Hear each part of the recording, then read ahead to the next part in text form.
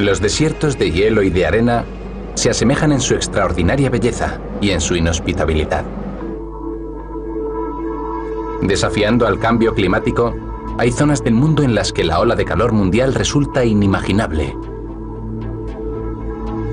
El lugar del hemisferio norte donde se han registrado las temperaturas más bajas está en el noreste de Siberia, en las altiplanicies de Oymyakon. El pueblo de Oymyakon es el lugar habitado por humanos más frío del planeta. Desde el centro de Europa se tardan 3 días en llegar hasta aquí. Los coches son un lujo. Entre septiembre y abril, y debido al frío, sus propietarios deben mantener el motor en marcha las 24 horas del día. El que lo apague ya se puede despedir de él.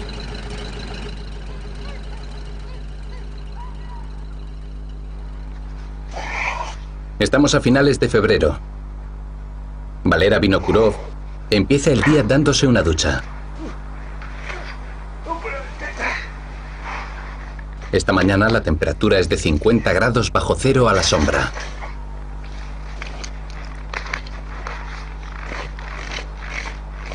La colada no se seca, sino que se desinfecta. Poner ropa húmeda a secar supone estar dispuesto a que se rompa cuando intentemos descolgarla.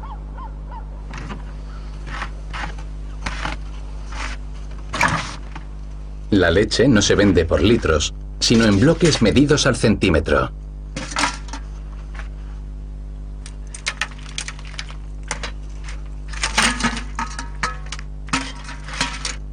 Valera se corta un pedazo para el desayuno.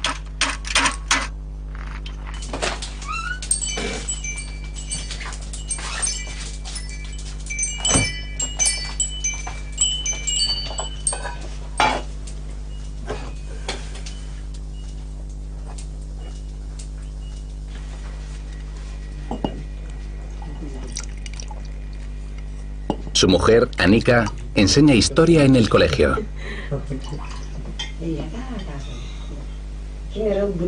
Valera nació aquí, pero Anika viene de la capital regional, Irkutsk, donde suele hacer mucho más calor a estas alturas del año. 40 grados bajo cero en vez de 50.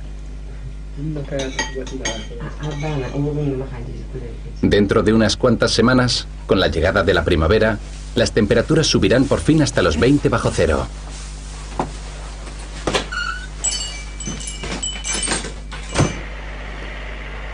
Además de ser granjero, Valera es el encargado de la estación meteorológica. Su trabajo consiste en medir la temperatura del aire y el grosor de la capa de hielo que cubre el río. Luego envía sus mediciones a Irkutsk. La cámara de visión térmica asigna colores distintos dependiendo de la temperatura de cada zona. El rojo significa calor, el azul frío.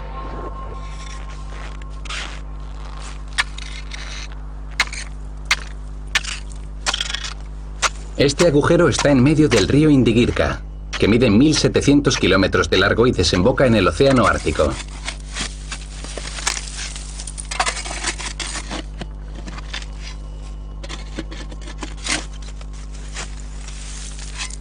La capa de hielo puede llegar a tener un grosor de 6 metros. Hoy está a 3.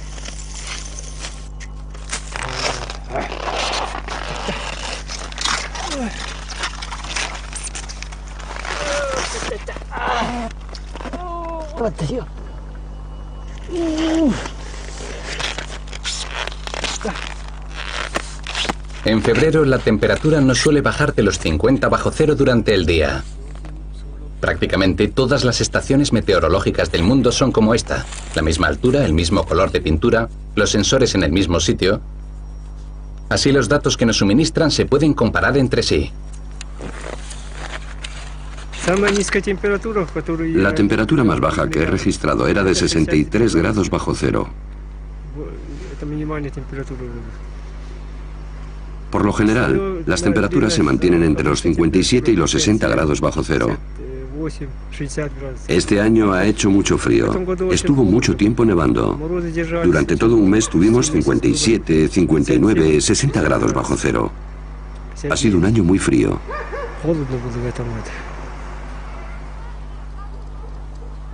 Son las 8 de la mañana. Hoy los niños no han tenido suerte. Las reglas del colegio estipulan que solo se deben cancelar las clases si la temperatura se encuentra por debajo de los 52 bajo cero. Hoy no ha descendido tanto.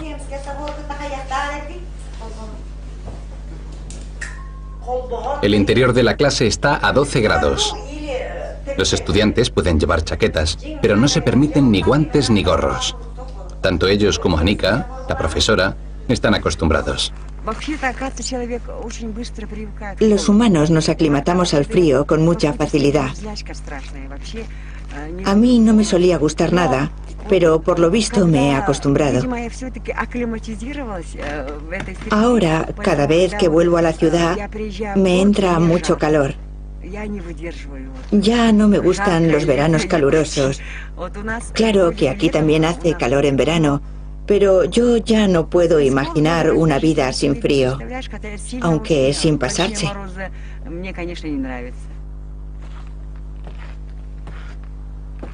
Nikolai Soboliev tiene 73 años y es médico.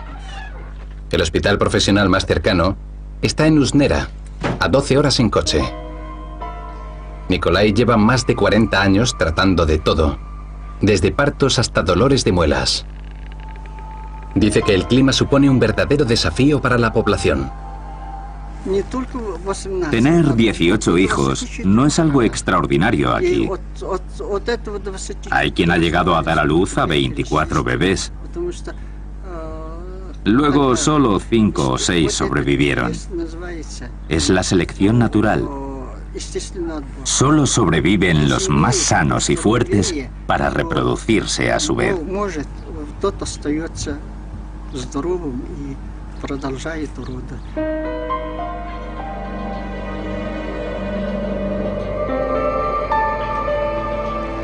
Oymyakon es conocido debido a la longevidad de sus habitantes.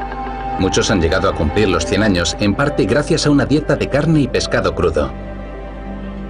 Pero el médico dice que últimamente la gente vive menos años por culpa del alcohol.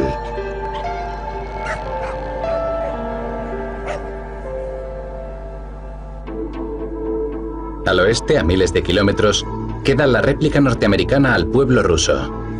Furnace Creek, sede del Parque Nacional de Death Valley. Es el lugar más caluroso de Estados Unidos y uno de los más calientes del mundo.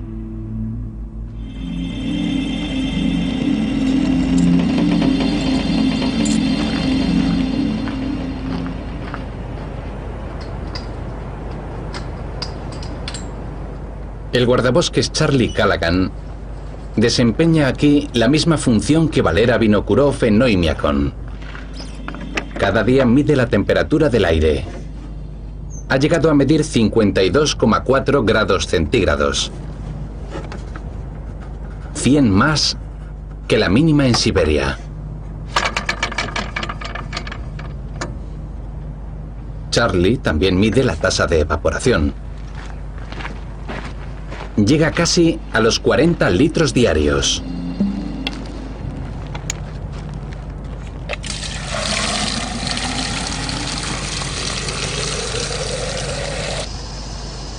En los días más calurosos, tiene que rellenar este bidón hasta 6 veces.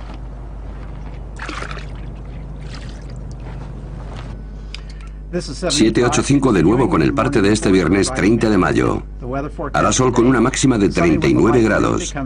Por la tarde se levantará un viento del sur que llegará a los 16 kilómetros por hora. Índice de calor a nivel 2, temperaturas por encima de 35 todo el día.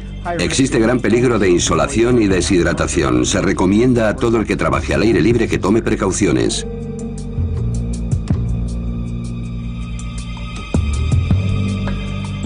En 1913 se registraron 56,7 grados centígrados en esta zona.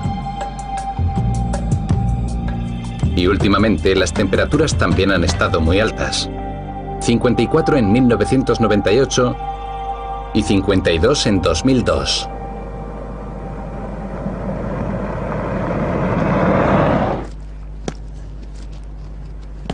El paisaje atrae cada año a 6 millones de turistas, algunos de los cuales abandonan los caminos oficiales en busca de algo de aventura. Charlie Callaghan intenta evitar esto y borra las huellas. Es el lugar más caluroso, el más seco y el más bajo con respecto al nivel del mar. Hace 150 años que lo sabemos, desde que un grupo de mineros que iba a California para buscar oro se adentró en esta zona. No sabían dónde estaba el agua, los pasos o los caminos. La compañía se dividió y fueron escapando poco a poco. Sorprendentemente, solo murió uno. Pero cuando el último grupo logró huir, uno de ellos se dio la vuelta y dijo: «Adiós, Valle de la Muerte». Y así lo llamamos ahora. Varios de los nombres de esta zona, como el Valle de la Muerte, pero también el campo de golf del diablo o el maizal del demonio, denotan perdición. Pero antes de que llegaran los mineros, era el hogar de la tribu Timbisha. Lo llamaban el Valle de las Rocas Rojas. Hoy solo viven aquí unos 150 indios. Solían adentrarse en las montañas durante el verano y regresar al valle en octubre. Hace 80 años, su poblado fue destruido por mineros que buscaban oro. Barbara Durham lleva viviendo aquí desde que era una niña. No entendemos por qué empezaron a ponerle ese tipo de nombres a todos los sitios de la zona. Las montañas fúnebres, el cañón del ataúd, el maizal del demonio, la entrada al infierno. Todo como si este fuera un lugar de muerte. Bueno, esos nombres son muy despectivos y muy malos para los nativos. Y creo que es de lo peor que hemos sufrido.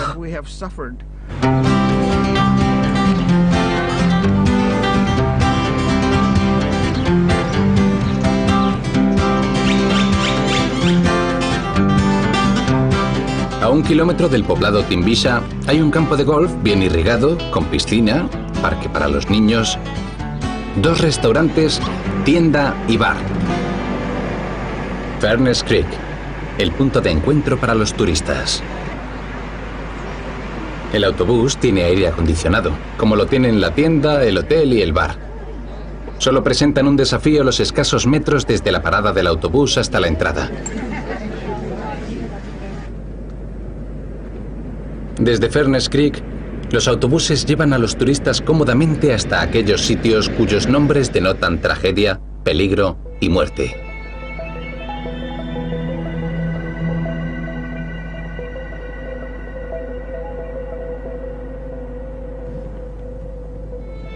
Una de las vistas más importantes es Badwater, que a 85 metros por debajo del nivel del mar es el punto más bajo de Norteamérica. Badwater es una planicie salina que a primera vista parece inofensiva, lo cual lleva a muchos turistas a intentar adentrarse en ella. Ahí atrás, al pie de las montañas negras, bajo el observatorio de Dante, ahí está el punto más bajo de Death Valley, el punto más bajo del país entero, Badwater. Hace más de 10 años un hombre intentó cruzar el fondo de Death Valley bajo el sol veraniego, 10 kilómetros de ida y otros tantos de vuelta. No parece mucho, pero uno tardaría 2 o 3 horas en cruzarlo. El caso es que hizo la mayor parte del trayecto y cuando ya le quedaba poco, al llegar a Badwater se desplomó. Pasó una semana antes de que nadie se diera cuenta de que había desaparecido. Antes de que saliéramos a buscarlo y le encontrásemos. Solo había pasado una semana, pero tenía todo el cuerpo negro por culpa del sol. Se había secado por completo. Dicen que al levantarle, se pudo oír el crujido de los huesos dentro del cuerpo.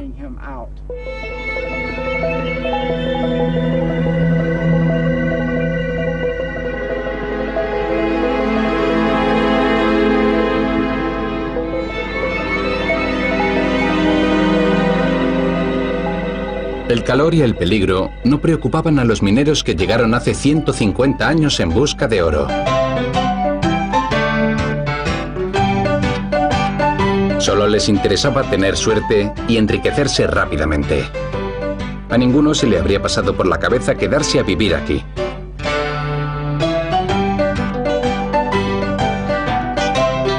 Saquearon las montañas, cavando mina tras mina y erigiendo pueblos destartalados que llegaron a tener hasta 1000 habitantes.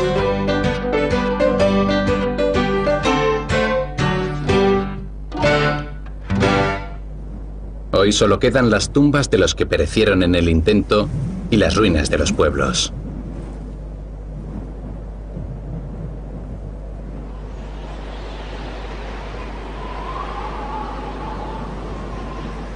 A principios del siglo XX, Ballarat tenía una población de entre 400 y 500 habitantes. Contaba con 7 bares, 3 hoteles, 2 burdeles, una escuela y una cárcel. Luego Ballarat se convirtió en un pueblo fantasma. Hoy en día solo quedan 2 hombres. Ante ellos, el único monumento famoso: los restos del coche que usó el asesino Charles Manson antes de ser detenido en 1969. George y Rocky Novak son padre e hijo. Llevan 30 años viviendo aquí. George fue buscador de oro y Rocky es el alcalde. Así que quieres que te describa cómo es mi vida. No, papá, lo hago yo, ¿eh? Bueno, vivir aquí... Bueno, es que quiere que hable yo, no tú. Que no, papá, que no.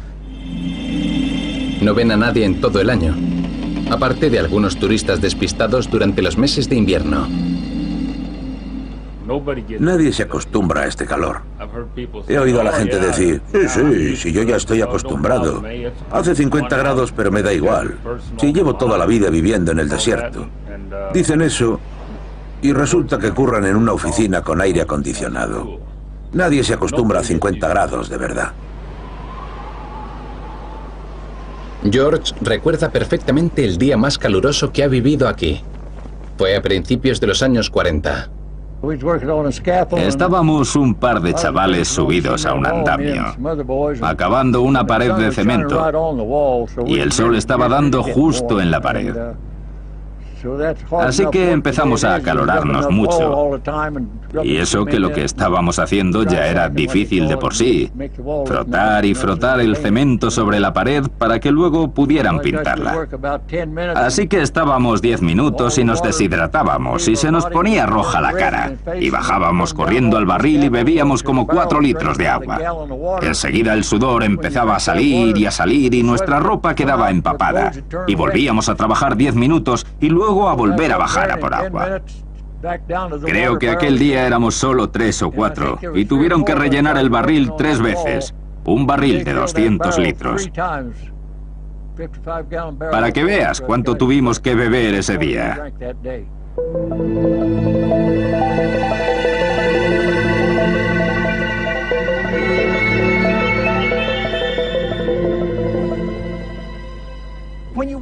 Cuando sales afuera con esas temperaturas, es como si entraras en un horno. Te arden las orejas, las cejas. La palanca de cambios del coche no se puede ni tocar. Solo quieres volverte para disfrutar del aire acondicionado, pero no. Tienes que salir y medir la temperatura. Un día fueron 53. Queríamos que llegara a 55, pero no pudo ser. Death Valley es impresionante, pero no tiene el récord mundial de calor. 58 grados a la sombra, registrado en Libia en 1922. El lugar más caluroso del mundo se llama Al-Aziziyah. Está a 40 kilómetros de Trípoli y del Mediterráneo y se considera el portal de entrada al Sáhara. No se parece mucho al horno de Death Valley. Y aunque las temperaturas suelen superar los 40 grados, el récord de 1922 no se ha vuelto a alcanzar. Aquí la vida comienza temprano, sobre todo en días de mercado.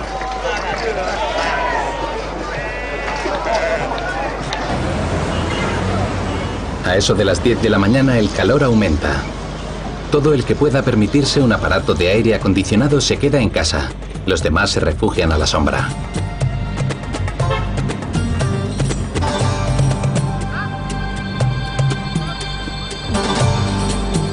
El calor alcanza su punto álgido entre las 11 y las 4 de la tarde. Durante esas horas la ciudad descansa.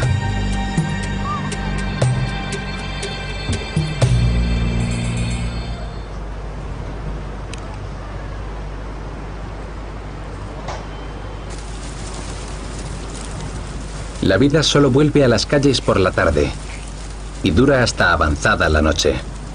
Las ovejas regresan de sus refugios a la sombra a los escasos pastos.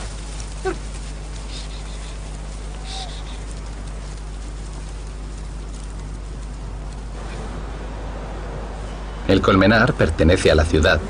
No es fácil ser apicultor a 40 grados.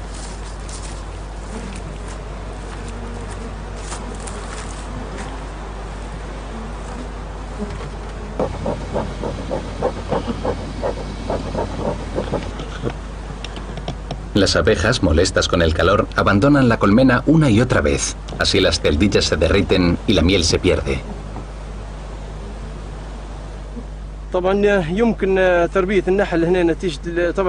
A pesar de las altas temperaturas de Al-Aziziyya, es posible ser apicultor con tal de que se tomen unas cuantas precauciones.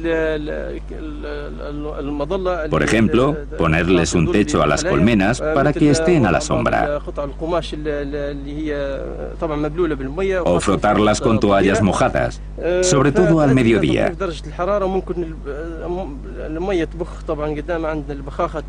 Rociar la colmena con un poquito de agua también ayuda a bajar la temperatura interna.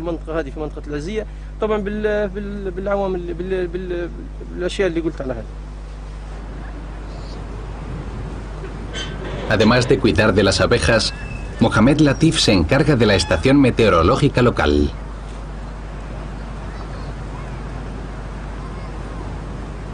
El apicultor, al igual que el granjero de Oymyakon y el guardabosques de Furnace Creek, registra la temperatura del aire 2 veces al día. La estación meteorológica de Al-Aziziyya se parece a aquellas de Siberia y Estados Unidos. A pesar del calor aplastante, las mediciones de Mohamed ni se acercan al récord de 1922.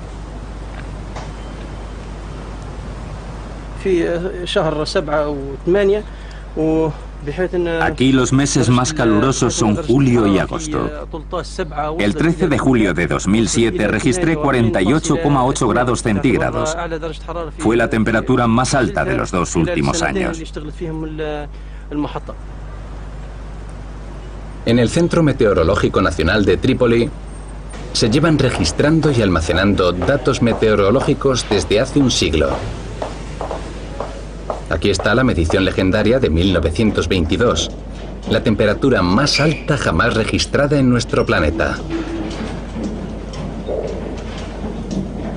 La cifra se ha citado millones de veces y su veracidad ha sido puesta en entredicho en varias ocasiones, pero casi nadie ha visto el documento original. Libia estaba en aquellos tiempos bajo la ocupación italiana y el documento está escrito en italiano. El meteorólogo Khalid El Fadli lleva varios años investigando las causas de este récord sin parangón. Aquí está, en blanco y negro, escrito a mano. 58 grados centígrados. La estación meteorológica formaba parte de un cuartel italiano que hoy se encuentra en ruinas. Cuando un soldado hizo la medición, el meteorólogo no se lo pudo creer. Le obligó a salir 3 veces más para asegurarse, pero cada viaje no hacía sino confirmar el registro inicial. Así que la única fuente de error posible es el termómetro que usaron. Existen 2 causas posibles para esa medición.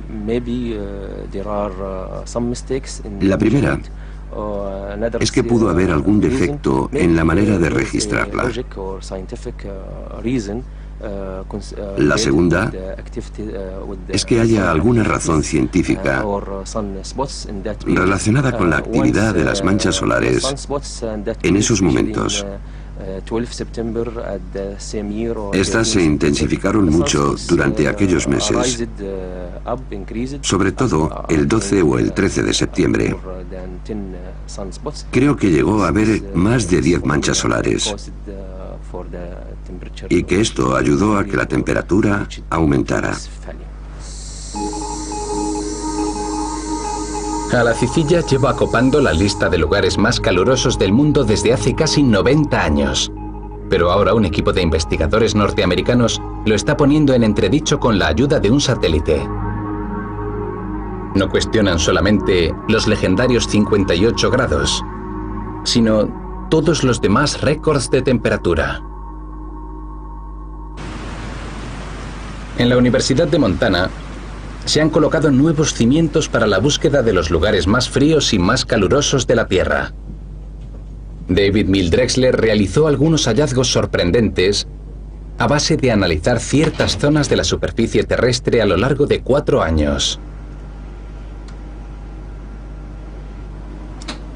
Mills Drexler no mide la temperatura del aire, sino la temperatura del suelo, rompiendo así con la metodología tradicional. Ahora que tenemos mediciones fiables realizadas por satélite, podemos observar la Tierra entera de forma constante y ver dónde están las zonas más calurosas. Las búsquedas realizadas hasta ahora han venido determinadas por el factor social. Y resulta que ni Death Valley ni Ala Cicilla parecen ser el lugar más caluroso del mundo. Nosotros lo hemos localizado en Australia, en la provincia de Queensland, en el 2003. Y luego 3 años seguidos en el desierto de Lut, de Irán, que en lo que a mí concierne es el lugar más caluroso de la Tierra. El Dasht de Lut es un gigantesco desierto situado al sur de las zonas montañosas centrales iraníes. Si bien a veces hay hielo en noches de invierno, la arena arde en verano. La temperatura del aire asciende a más de 50 grados centígrados. El récord de temperatura del suelo registrado por satélite es de 70,7 grados. Como punto de comparación, los desiertos del Sáhara y del Gobi solo alcanzan los 60. En esta zona existen poblados humanos únicamente en las franjas limítrofes.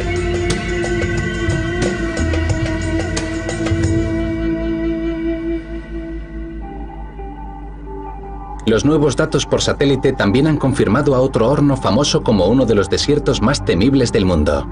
Se trata de la depresión Danakil, localizada en la frontera entre Eritrea y Etiopía. Es una tierra baldía y volcánica a 150 metros por debajo del nivel del mar. Y aunque no posee ningún récord de calor, sí posee el promedio de temperatura anual más alto, 34,6 grados.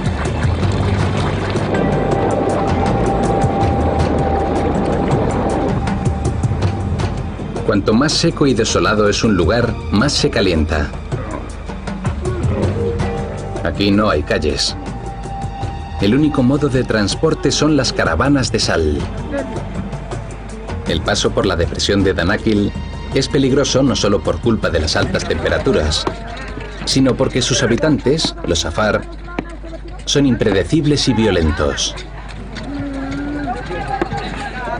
Los Afar han vivido siempre de la explotación de las minas salinas de la zona. Luego venden la sal en Etiopía.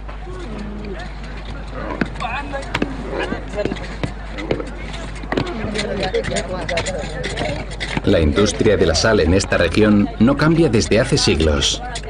Los bloques que se extraen pesan una media de 7 kilos.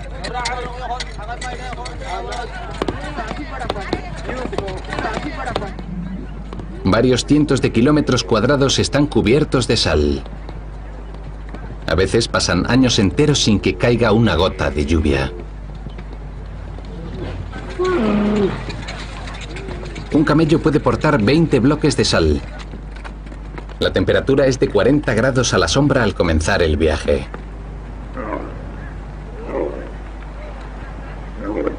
La parte norte de la depresión de Danakil es el famoso Triángulo Afar, lugar en que se encuentran 3 placas tectónicas. Es una zona volcánica muy activa que cada vez atrae a más vulcanólogos y aventureros occidentales.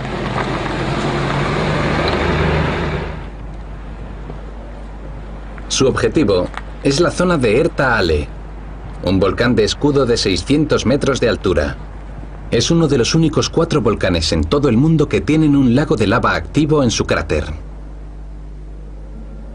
Lo que atrae aquí a los curiosos, a pesar del peligro, es un paisaje inhóspito pero de incomparable belleza. que ofrece un vistazo al interior de la Tierra.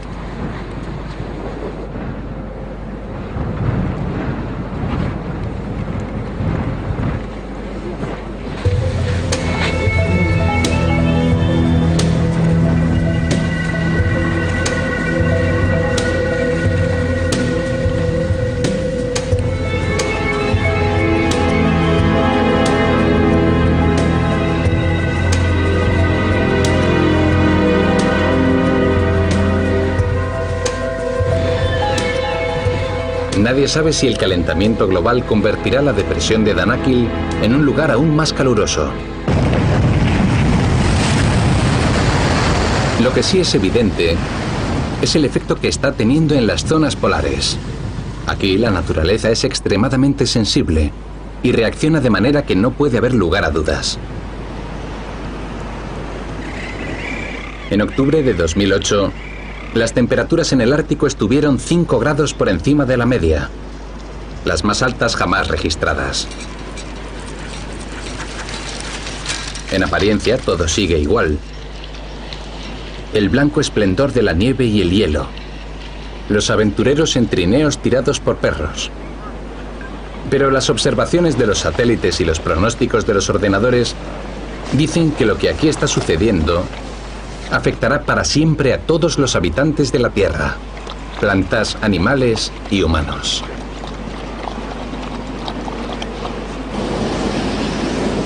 Aunque algunas zonas del Ártico parecen desafiar el cambio climático con insólitas heladas, en general resulta evidente que los icebergs se están derritiendo a una velocidad mucho mayor de lo que nos podíamos temer. El permafrost se está deshaciendo. La cubierta de hielo desaparece y el nivel del mar aumenta. Se trata de una tendencia que comenzó hace más de 40 años y que no deja de acelerarse. Las regiones polares están perdiendo poco a poco sus características más importantes: el hielo, el frío, la temible dureza.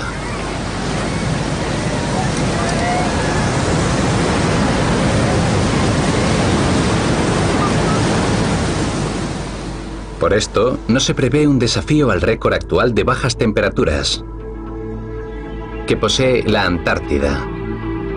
El promedio anual más bajo se registró hace 50 años en el Polo Inaccesible,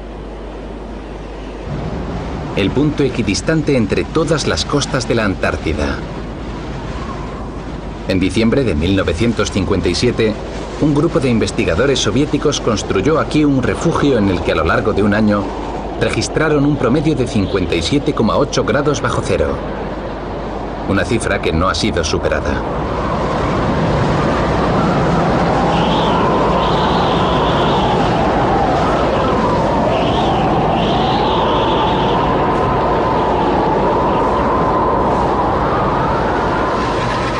Los rusos también registraron la temperatura del aire más baja de los últimos años.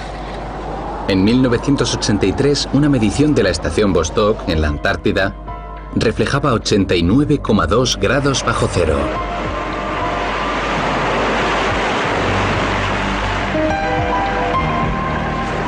Sin embargo, el hielo se está derritiendo a gran velocidad, por lo menos en la parte occidental del continente. La cuestión de si esto tiene que ver con el cambio climático no está todavía tan esclarecida como en el Polo Norte.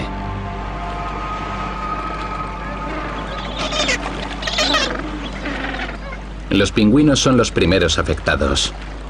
Los bancos de hielo se derriten bajo sus pies y el suelo firme que necesitan para criar a sus pequeños desaparece.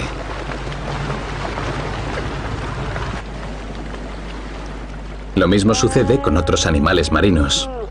El aumento de la temperatura del mar en ciertas zonas, unido al exceso de pesca en la Antártida, agota las reservas de comida de estas especies.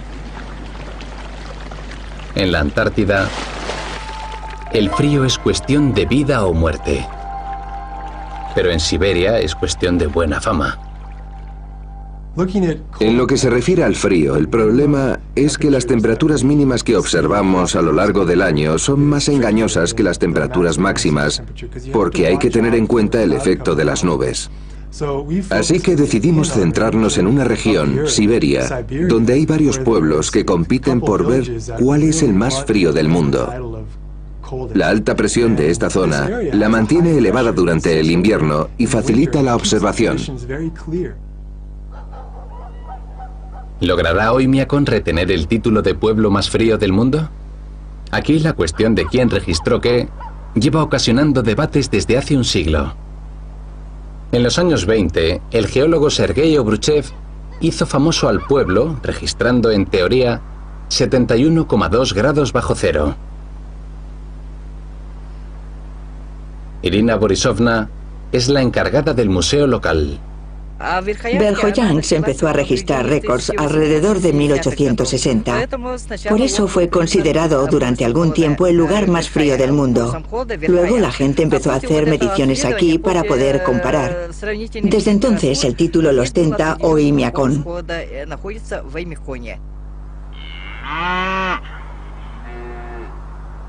¿Pero sirven los datos aportados por el satélite norteamericano para reavivar la vieja disputa entre ambos pueblos?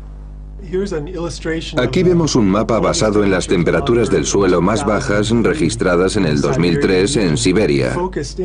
Nos centramos en la zona de Oymyakon y Verkhoyansk.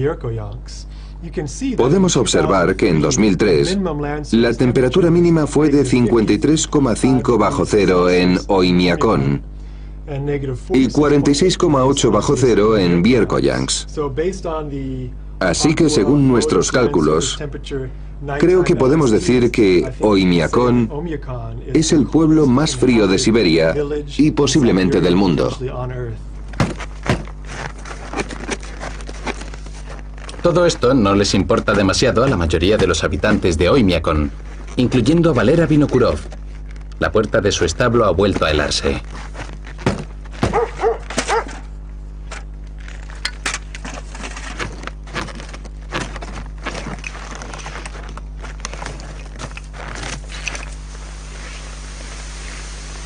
Durante los largos meses de invierno, las vacas están protegidas del frío en establos bajo tierra.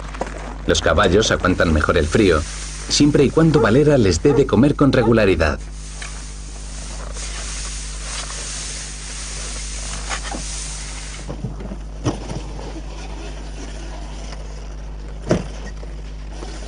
Oymyakon está aislada del resto del mundo durante la mayor parte del año. Sus habitantes deben ser autosuficientes. Tienen que producir su propio pan, su propia leche y demás necesidades del día a día. Todo lo demás llega en camión cada 3 meses. El pan fresco debe ser llevado a un lugar tibio enseguida. Si no, se vuelve tan duro que podría servir de martillo. La tienda del pueblo vende de todo, desde naranjas hasta cortinas. Los clientes se quejan del precio, pero no tienen otra alternativa.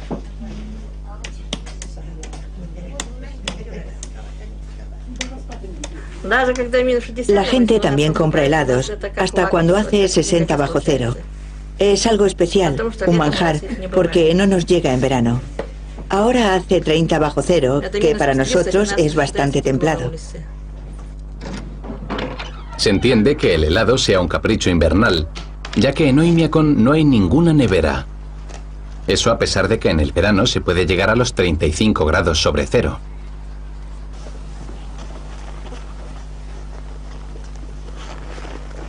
Hay que llevar a las vacas todos los días a beber al río. Y aunque no están fuera más de 1 hora, hay que proteger sus ubres del frío con capuchas especiales.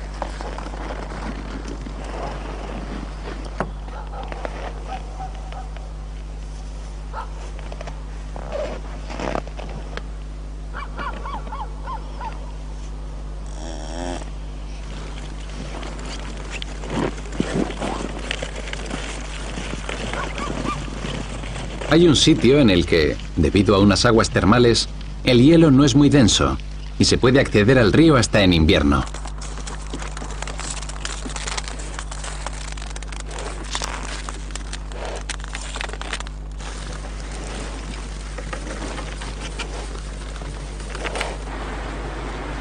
El agua para uso humano también se saca de aquí, con un camión cisterna.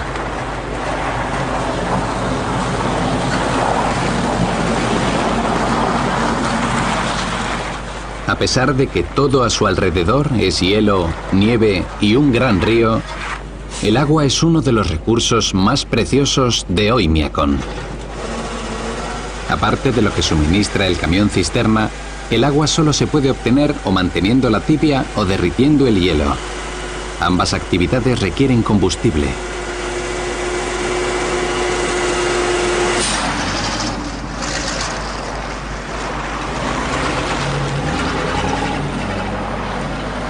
Si una casa necesita agua fresca, se coloca afuera una bandera roja y el camión cisterna se detiene en su recorrido para proveerla.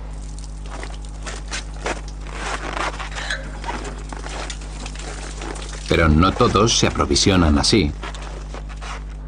Valera, el meteorólogo, se monta en su trineo cada par de días y recoge agua para sí y para su familia, en el mismo lugar donde antes lo hicieron su padre y su abuelo.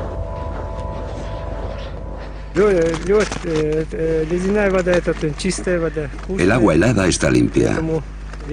Es deliciosa. Me encanta. Uno puede beberla tranquilo. No está contaminada. Es buena para la salud. A mi padre le solía encantar esta agua y nos enseñó a beberla y a usarla. Es algo que nos viene de nuestros antepasados. Yo lo disfruto, tanto extraer el agua helada como beberla. Los bloques helados que Valera extrae del río le sirven para 3 días de vida doméstica.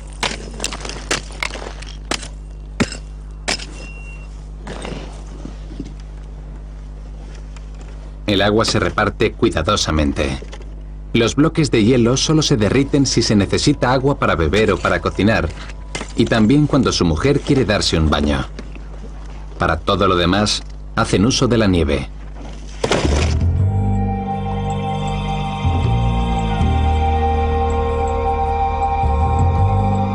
Esta es una de las pocas cosas que tienen en común Oymyakon y Death Valley. El agua escasea y la vida depende de su disponibilidad. En los bordes de Death Valley, el precioso tesoro fluye en un puñado de sitios. Y lo que es aún más sorprendente, hay hasta peces. Logran vivir con el mínimo de agua en temperaturas que para la mayoría de seres acuáticos serían insoportables. Una de estas especies de pez cachorrito se ha hecho famosa. El cachorrito del agujero del demonio. Su único hábitat es el agujero del demonio, al este de Death Valley. En los años 70, el Tribunal Supremo estableció que era más importante proteger a este animal que canalizar el agua para uso en los cultivos. Una decisión histórica para el movimiento ecologista, ya que estimaba que la supervivencia de una especie animal era más importante que los intereses comerciales de los humanos. El agujero del demonio es un estanque dentro de una caverna de piedra caliza. En este tipo de lugares, según el biólogo Mike Bauer, la relación entre el hombre y la naturaleza es aún más delicada de lo normal. A fin de cuentas, los humanos debemos compartir estos recursos con organismos como el cachorrito del agujero del demonio. Y debido a la rapidez con que avanza la raza humana, tardamos mucho en recabar información sobre nuestro uso de dichos recursos. Nosotros nos adaptamos fácilmente a los cambios, así que debemos adoptar un punto de vista fuera de nosotros mismos para ver cuándo nos estamos pasando. El hábitat de este pez único en el mundo es de unos 20 metros cuadrados y la temperatura del agua se mantiene constantemente a 32 grados.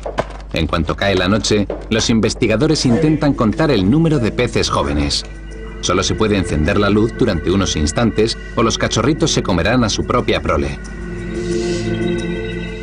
Hubo un tiempo en que solo quedaban 40 peces adultos. Luego el número volvió a subir hasta los 100, aunque siguen siendo demasiados pocos para garantizar su supervivencia.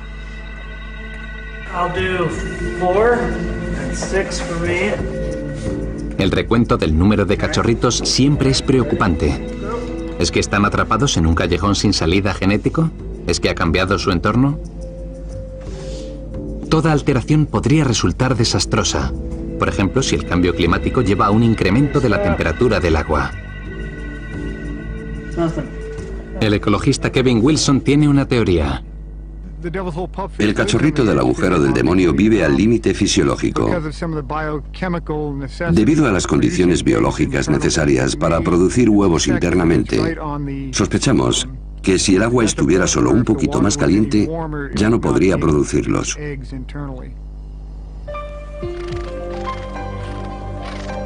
Los ponis son en Siberia lo que los peces del desierto en Norteamérica. Animales capaces de una resistencia casi inimaginable.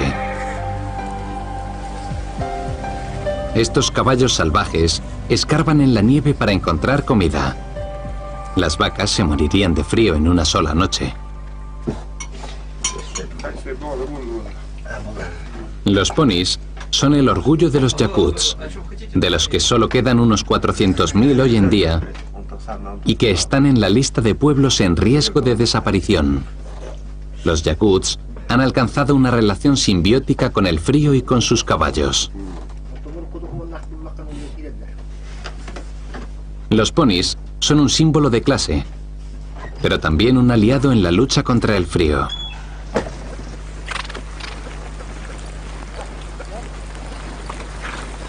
Tienen una piel muy dura, densas crines, grandes pezuñas y patas cortas. Dan carne y leche de yegua y sirven tanto para montarlos como para llevar peso.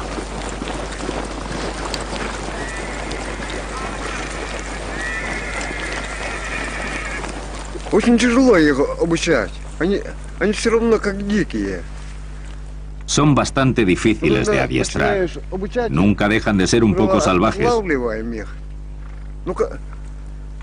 Antes de comenzar su adiestramiento, los organizamos en función de su tamaño, su carácter, etc.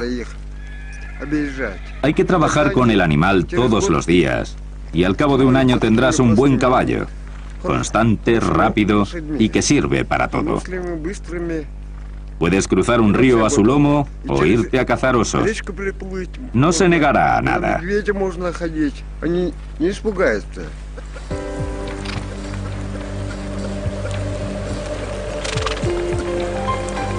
Los ponis de los yakuts parecen compartir algo con aquellos humanos que han decidido vivir en lugares extremadamente fríos o calientes.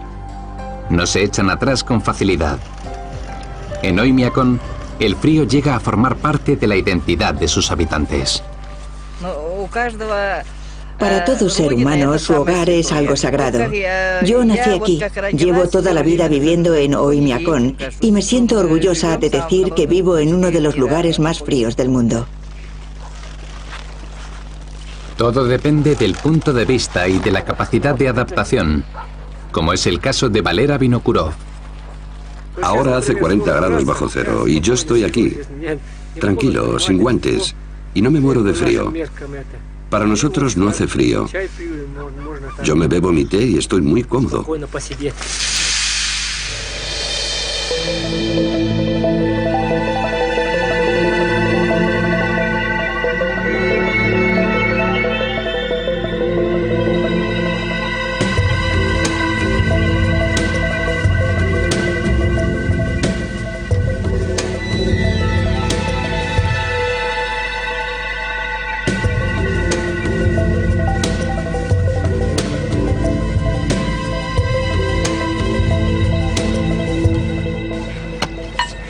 Para algunos, esto es una aventura. Para otros, son gajes del oficio. Pero siempre y cuando el sentido común y la tecnología moderna nos protejan, podemos hasta disfrutar de las temperaturas más extremas. Si tengo que sufrir 53 grados, pues qué diablos, yo quiero 55, estaría contento con 60.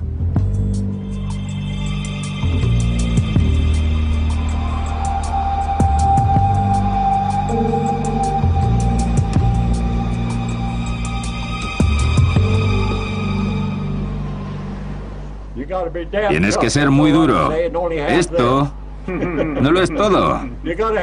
Tiene que interesarte la vida. Si no te interesa lo que estás haciendo, ni se te ocurra venirte al desierto.